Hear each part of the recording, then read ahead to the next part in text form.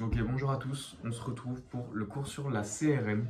On est dans la suite du cours sur le cycle de Krebs, toujours dans la série des cours sur la PDH, le cycle de Krebs, la CRM et la TP synthase. C'est l'avant-dernier cours de la métabole mitochondriale. On est parti pour la CRM. Alors vous allez voir que ça va être un cours qui va être assez théorique, mais je vais essayer de bien vous expliquer, d'aller vite sur les parties qui sont répétitives parce qu'il y a beaucoup de répétitions. Mais par contre, c'est un cours que la prof aime beaucoup. Il y a eu 2 QCM sur la CRM l'an dernier. Pour vous donner un ordre de grandeur, il n'y en avait qu'un seul sur le cycle de Krebs.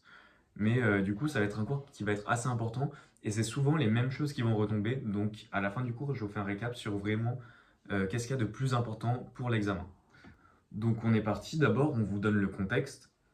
Après avoir vu la PDH et le cycle de Krebs, donc comme je vous ai dit, on va s'intéresser à la CRM. Donc le but de la CRM, c'est de réoxyder les coenzymes, rappelez-vous, qui ont été réduits pendant le cycle de Krebs. Donc pendant les cycles de Krebs, on a généré des NADH, des FADH2, tout ça. Et maintenant, on veut les réoxyder. Et donc ça va être un processus qui est mitochondrial, vu que le cycle de Krebs se passe dans la mitochondrie, ces coenzymes ils vont être libérés dans la matrice mitochondriale. Mais il faut savoir que ces coenzymes, donc le NADH+, plus H+, et le FADH2, ils viennent pas forcément du cycle de Krebs. Ils peuvent venir, par exemple, vous l'avez vu dans la glycolyse, donc ils peuvent venir d'en dehors de la mitochondrie, ils peuvent venir du cytoplasme. Donc, soit directement, ils viennent de la mitochondrie, donc comme dans le cycle de Krebs, ils vont se faire directement réoxyder dans la CRM, soit les coenzymes viennent du cytoplasme, de l'extérieur, et du coup, ils vont devoir passer dans la mitochondrie pour se faire oxyder. Et pour passer ces coenzymes depuis le cytoplasme vers la mitochondrie, il va y avoir des systèmes de navettes. Donc, ça va être cette diapo-là que la prof va lire dans sa vidéo. Donc, donc ça va être assez important, mais vous allez voir, c'est super logique quand on connaît nos cours. On a d'abord les coenzymes qui viennent de la glycolyse. Donc on voit, hop, la glycolyse, c'est le glucose qui devient du pyruvate. Ça se passe dans le cytoplasme. Du coup, les coenzymes, ils sont libérés dans le cytoplasme et ils vont devoir, du coup, être transférés dans la mitochondrie. Alors que pour la décarboxylation oxydative, donc je vous rappelle, c'est le cours sur la PDH, le pyruvate devient de l'acétyl-CoA, ça se passe dans la mitochondrie. Pour le cycle de Krebs, ça se passe dans la mitochondrie aussi. La bêta-oxydation des acides gras, ça se passe aussi dans la mitochondrie. Et pour les protéines, il n'y a pas de coenzymes réduits qui sont relâchés, donc on ne s'en occupe pas. Mais du coup, il n'y a que dans la glycolyse qu'on va relarguer des coenzymes réduits dans le cytoplasme. Du coup, c'est ces coenzymes-là qui vont devoir rentrer dans la mitochondrie par un système de navettes. Ce texte-là, c'est le tableau que je viens de vous expliquer. Et dans cette partie, on va voir comment est-ce qu'on va transporter du coup les coenzymes réduits depuis le cytoplasme vers la mitochondrie. Parce qu'il faut savoir, rappel du cours sur la PDH, que la membrane interne mitochondriale, c'est une membrane qui est très imperméable. Contrairement à la membrane externe, elle ne va pas laisser passer les molécules à travers elle très facilement. Donc, il va y avoir besoin d'un système de navettes. Dans ces navettes, il va y avoir 2 systèmes de transport différents. Premièrement, les antipores qui vont transporter 2 molécules dans le sens opposé. Et deuxièmement, les sympores qui vont transporter 2 molécules dans le même sens. Les sympores, vous en connaissez un que vous avez vu dans le cours sur la pyruvate déshydrogénase. C'est la pyruvate translocase qui va, à travers la membrane interne mitochondriale, transporter un pyruvate et un proton H+. Ici, vous avez du coup un résumé de tous les antipores et les sympores. Donc dans les antipores, vous avez par exemple l'antipore glutamate aspartate, l'antipore malate alpha-cétoglutarate. Donc ces 2 antipores, vous les connaissez parce qu'ils font partie de la navette malate aspartate que vous avez vu dans le cours sur le catabolisme des acides aminés et aussi sur la néoglucogénèse. Ici, vous avez un antipore ADP-ATP que vous reverrez dans le prochain cours sur l'ATP synthase. Et ici, vous avez des sympores. Donc, vous avez par exemple la pyruvate translocase, donc celle que vous connaissez, qui va, on voit ici, transporter un pyruvate et un proton depuis le cytoplasme vers la mitochondrie. Et vous avez aussi un autre C'est un port que vous verrez dans le prochain cours aussi, qui va être responsable d'une translocation de phosphate inorganique, mais ça vous le verrez dans le prochain cours.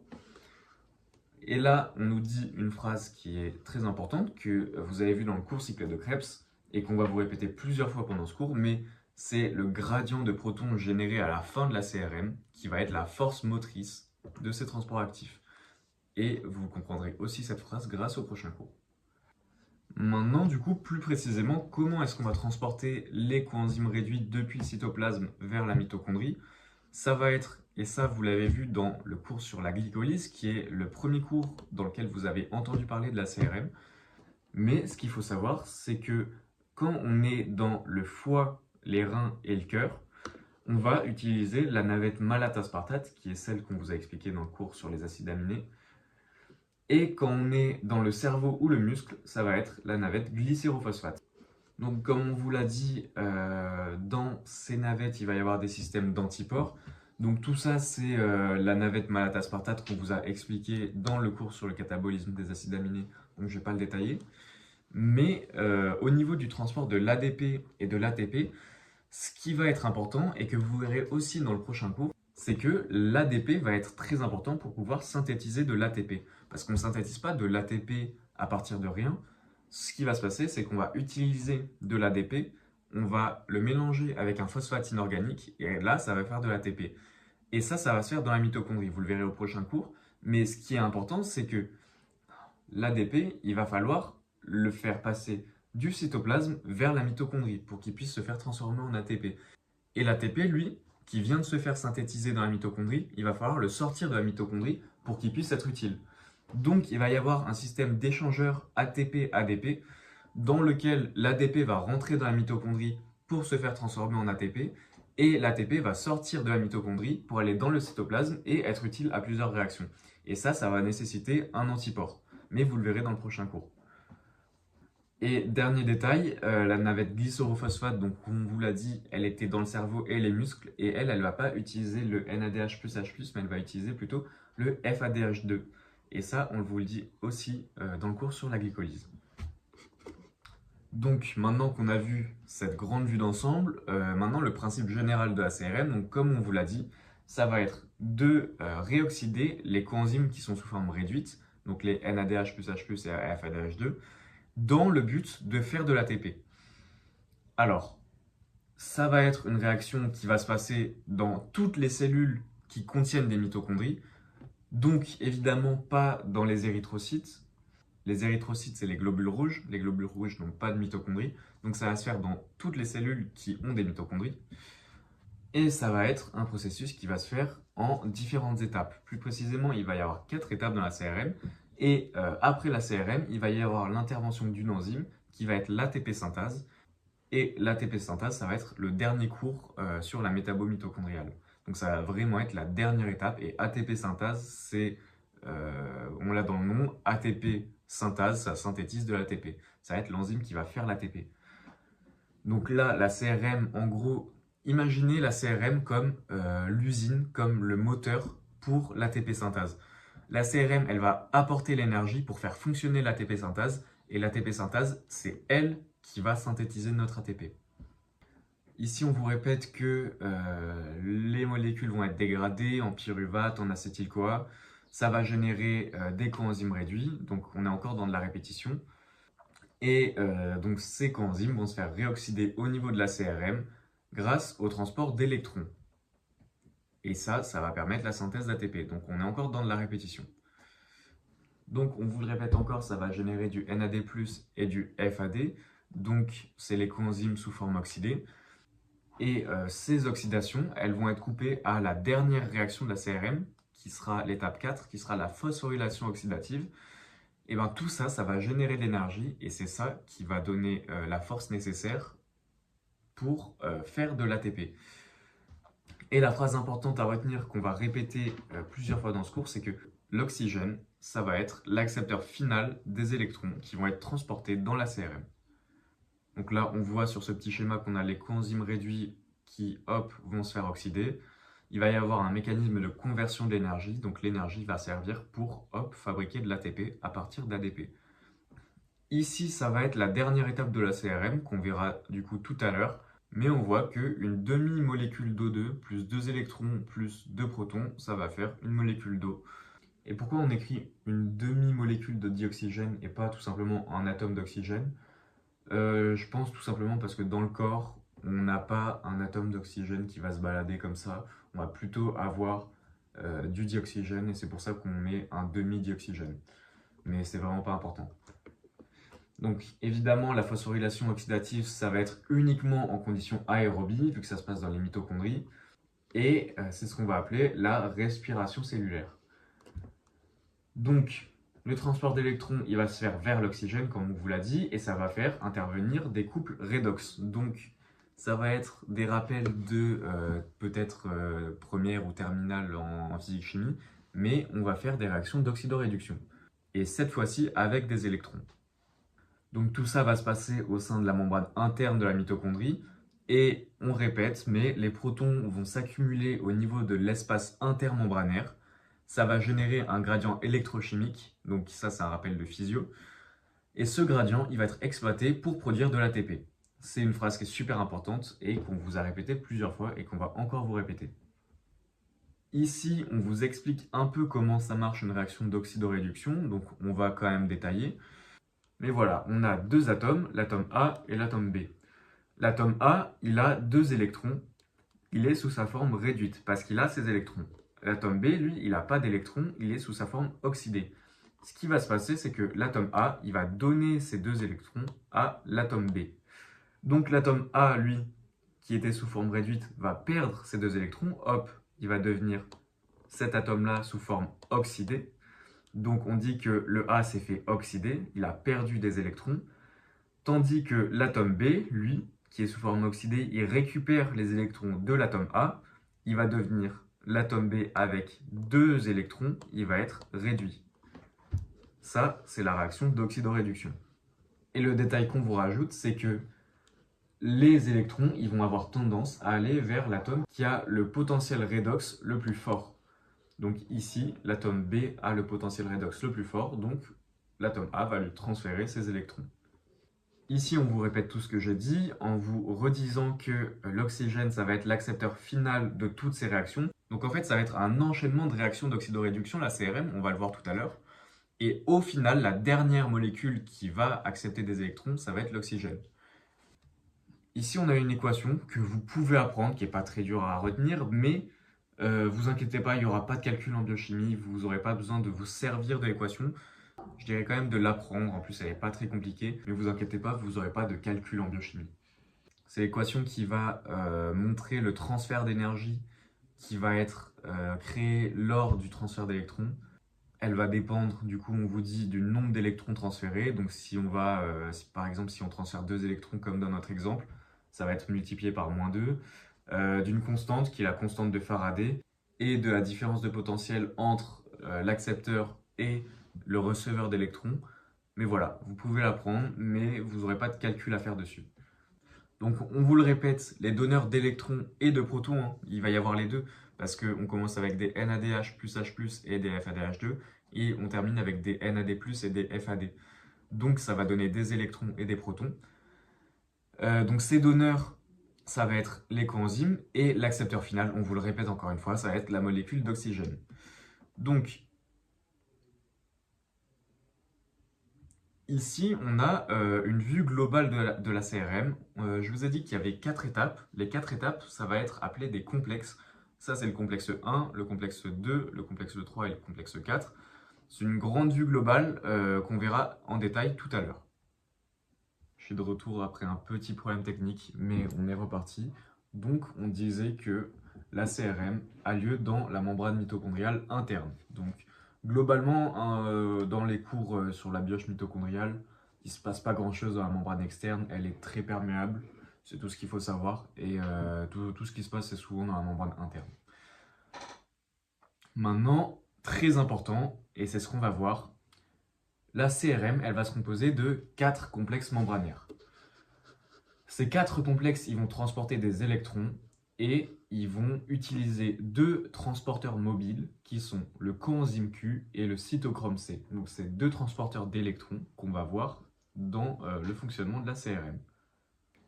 On l'a déjà dit, mais on vous le répète, mais ce transfert d'électrons, il va entraîner la formation d'un gradient de protons à travers la membrane interne de la matrice mitochondriale vers l'espace intermembranaire.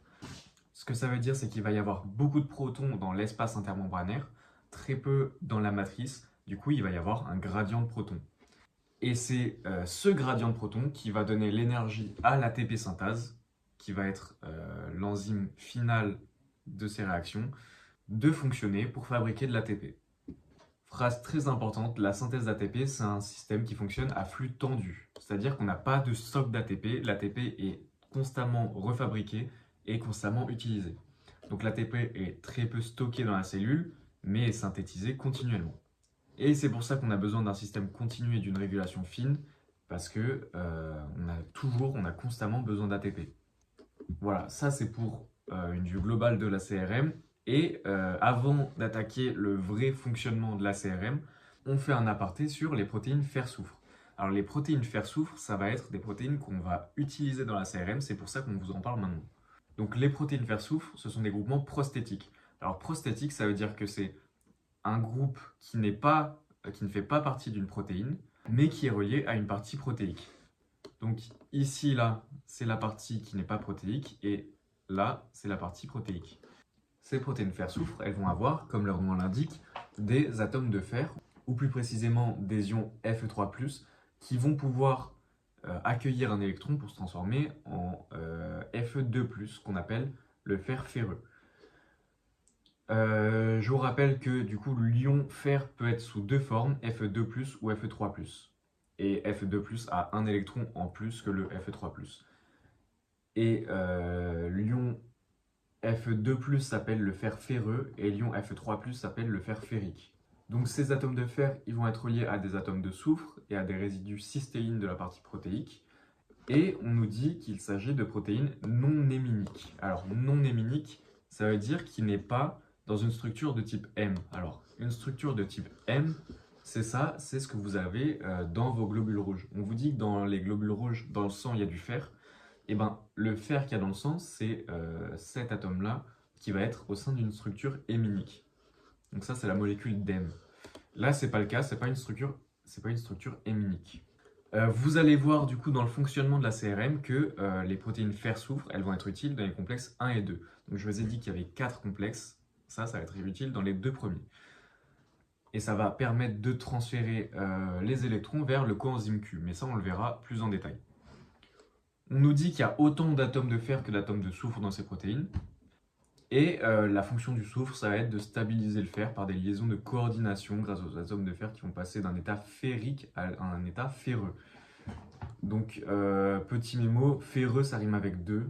Donc, fer ferreux, c'est Fe2+, et fer ferrique, c'est Fe3+. Donc, maintenant qu'on a dit tout ça, on va pouvoir passer aux étapes de la CRM. Il y a 4 complexes, et il va falloir connaître les 4 complexes. Ça va être la partie vraiment importante du cours. Et de toute façon, à la fin, je vous ferai un récap sur qu'est-ce qui a beaucoup de chances de tomber. Donc, restez bien jusqu'à la fin. Bon, je vais continuer sans caméra parce que problème technique, mais on est parti du coup pour les complexes de la CRM. Donc d'abord, je vous ai dit qu'il y avait 4 complexes, et tous ces complexes, du coup, ils vont avoir pour but de, dans un premier temps, réoxyder les coenzymes réduits, et dans un second temps, transporter des électrons pour produire de l'énergie. Donc d'abord, au niveau du complexe 1, qu'est-ce qui va se passer? Ça va être nos molécules de NADH plus H+, donc nos coenzymes, qui vont se faire réduire en donnant leurs protons et leurs électrons au coenzyme Q. Alors le coenzyme Q, donc on vous en parlait ici, ça va être l'ubiquinone. Et l'ubiquinone, une fois qu'il a récupéré des protons, ça va être l'ubiquinol. Si vous voulez un petit mémo pour pas inverser ubiquinone et ubiquinol, pour moi, je me disais que ubiquinone, none, ça veut dire aucun en anglais, et du coup, l'ubiquinone n'a aucun proton. Donc, ce NADH, il va donner du coup ses protons et ses électrons au coenzyme Q, mais il va pas lui donner directement, il va passer par du FMN. Le FMN, ça marche exactement comme le FAD, comme le NAD. Ça va, hop, voler deux protons et 2 électrons au NADH plus H+, et ça va les passer au coenzyme Q via la fameuse protéine fer soufre dont on a parlé tout à l'heure. Maintenant, ce qui est important à savoir, du coup, ça va être tout ce qu'on voit ici, là, tout ce que je vous entoure, c'est que la protéine va avoir de 16 à 25 chaînes. Le couple redox, ça va être le FMN et le fer soufre, donc ça et ça. L'accepteur, au final, ça va être le coenzyme Q. Et voilà, ça c'est le plus important. Et dernière chose très importante, mais ce transfert d'électrons, il va permettre à la CRM d'accumuler 4 protons dans l'espace intermembranaire. On nous dit aussi que la protéine a une forme de L, hop, vous la voyez ici, tac, ça a une forme de L, et elle a une grosse partie, donc ici, tac, qui se trouve dans la matrice mitochondriale. Là, hop, ici, c'est la matrice, et ici, c'est l'espace intermembranaire. Voilà, c'était tout pour le complexe 1. Maintenant, on passe au complexe 2. Et le complexe 2, il est censé vous rappeler quelque chose parce que la réaction qui va être catalysée, ça va être l'oxydation du succinate en fumarate. Et là, c'est là où on peut faire le lien avec le cours sur le cycle de Krebs. Regardez la sixième réaction. Si vous vous rappelez bien, la sixième réaction, du coup, ça va être la succinate déshydrogénase. Et on avait dit que la succinate déshydrogénase, elle, c'était la seule enzyme du cycle de Krebs qui n'était pas dans la matrice, mais qui était ancrée à la membrane interne mitochondriale. Là, on a l'explication. Donc, on va avoir le succinate qui va se faire oxyder. On voit dans la réaction qu'on utilise un FAD qui va se transformer en FADH2. C'est bien ce qu'on voit dans la réaction du cycle de Krebs. Et c'est pour ça que cette réaction, elle va pas du coup passer par le complexe 1, parce que le complexe 1, je rappelle, il est là pour oxyder le NADH plus H+. Là, on veut oxyder un succinate. Et puis, le FADH2 qui va être généré va donner ses électrons et ses protons à un coenzyme Q via une protéine fer-soufre. Ce qui est important à savoir, c'est que c'est un complexe protéique qui va être formé de 4 chaînes. Donc, on a une intervention du FAD de la protéine fer-soufre. Le donneur d'électrons, ça va être le succinate. L'accepteur, ça va être encore une fois l'ubiquinone.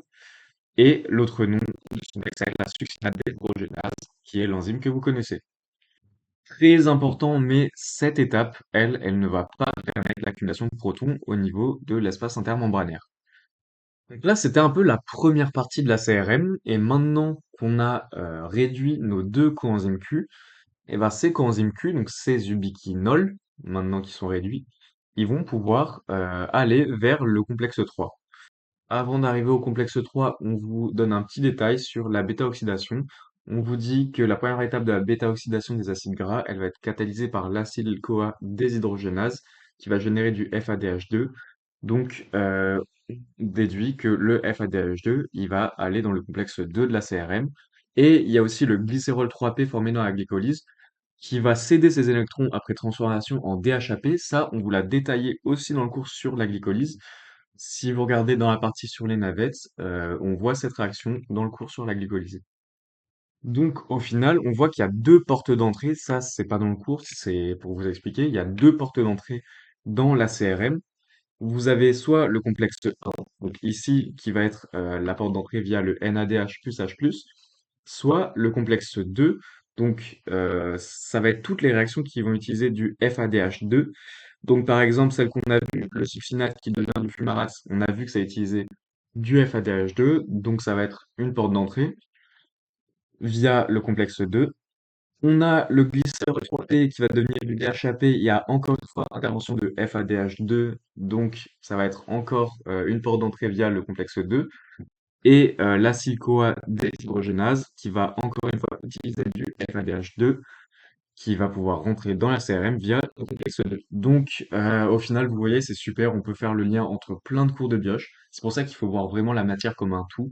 Même, j'ai regardé il y a pas longtemps les annales, la prof aime beaucoup mélanger plusieurs cours dans un même QCM. Donc, c'est pour ça qu'il faut voir la bioche comme un tout plutôt que des cours séparés. Maintenant, complexe 3, du coup, on a nos coenzymes Q, donc nos ubiquinols qui arrivent au niveau du complexe 3 et ces coenzymes Q, ils vont donner leurs protons au cytochrome C. Donc le cytochrome C, c'est ce dont on avait parlé juste avant d'attaquer la CRM. Donc ce complexe, il va s'appeler l'ubiquinone cytochrome C réductase, composé de 8 chaînes protéiques. Hop, ici. Les couples redox, ça va être un cytochrome B et un cytochrome C1. Donc là, il va y avoir un petit transfert d'électrons euh, qu'on va vous expliquer juste après. Ça va être un peu technique, mais au final, c'est assez simple. Donc ce qui va se passer, c'est que le coenzyme Q qui a deux électrons, il va se débarrasser de ces deux électrons en mettant un sur le cytochrome C1 et un sur le cytochrome B.